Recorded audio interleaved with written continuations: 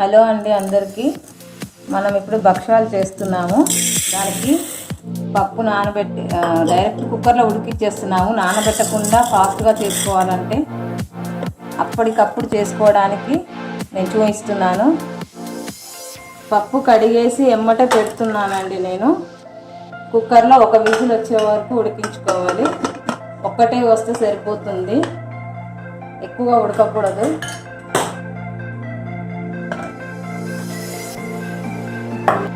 ఒక కప్పు గోధుమ పిండి తీసుకొని, మైదా కూడా చేసుకోవచ్చు, కానీ గోధుమ పిండి అయితే హెల్త్కి మంచిది కదా, అందుకని సాల్ట్ వేసుకోవాలి. కొద్దిగా ఆయిల్ వేసుకోవాలి.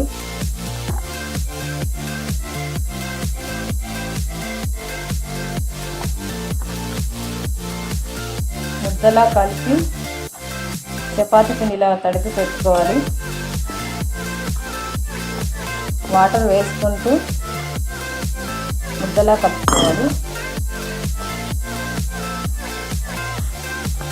ఇలా స్మూత్గా కలుపుకొని రెడీగా పెట్టుకుంటే పప్పు ఉడికేసరికి ఇది 1/2 అవర్ నానుతుందండి. మంచిగా స్మూత్గా అవుతుంది పిండి.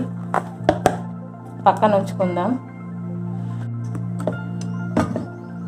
పప్పు ఉడికించి పెట్టుకున్నాం కదా, ఒక విజిల్ ఉడికినాక చూడండి ఇలా పొడి పొడిగా వస్తుంది. వాటర్ అన్ని తీసేసి మెత్తగా గ్రైండ్ చేసుకోవాలి మిక్సీలో.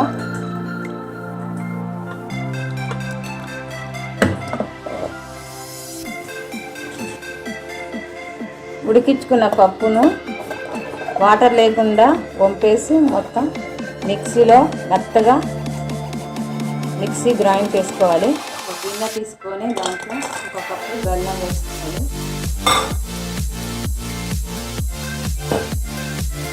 కొంచెం వాటర్,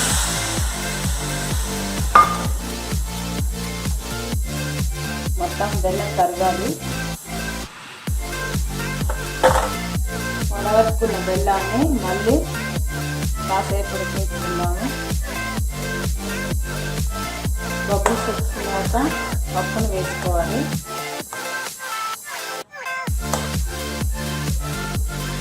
పప్పును మిక్సీ చేసుకున్నది ఇలా మెత్తగా చేసుకోవాలి. ఇప్పుడు దీన్ని పాకంలో వేసుకొని కలుపుకుండాలి.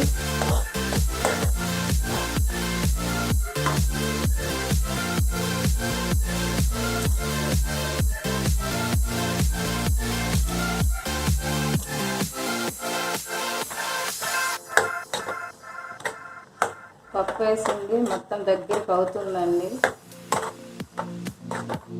పూర్ణం తయారవుతుంది. భక్షాల పూర్ణం ఇది.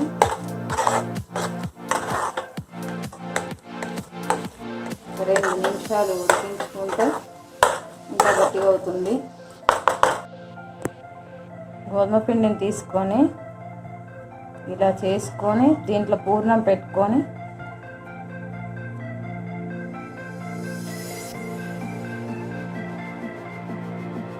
ముందుగా రెడీ చేసుకున్న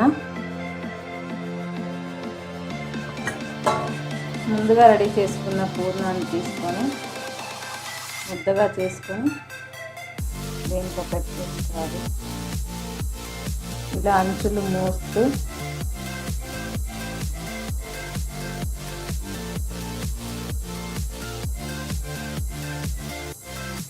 స్టఫింగ్ అంతా లోపలికి వెళ్ళేలా చేసుకొని ముద్దగా తయారు చేసి ఇలానే అన్నీ తయారు చేసుకోవాలి.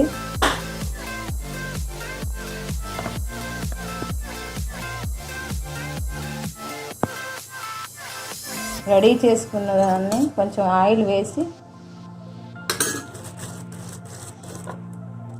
భక్షాలా ఒత్తుకుందాం.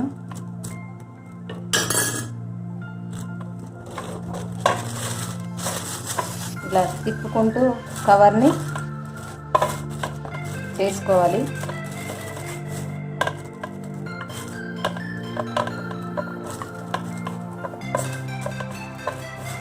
ఎంత పలచమంటే అంత పలచగా ఇలా చేసుకోవాలి.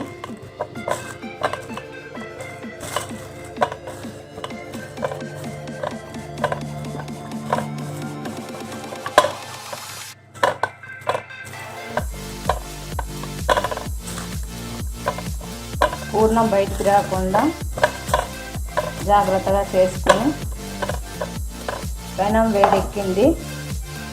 పెనంపై ఆయిల్ కానీ గీ కానీ ఏదైనా వేసుకోవచ్చు.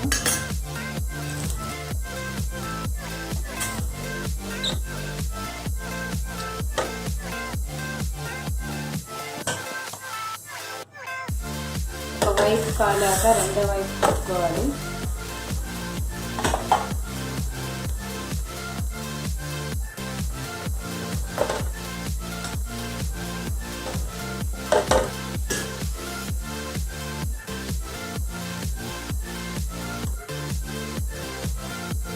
భక్షాలు రెడీ అయ్యాయండి. బొబ్బట్లు రెండు వైపులా ఇలా కాల్చుకొని భక్షాలు రెండు వైపులా కాలిపోయిందండి.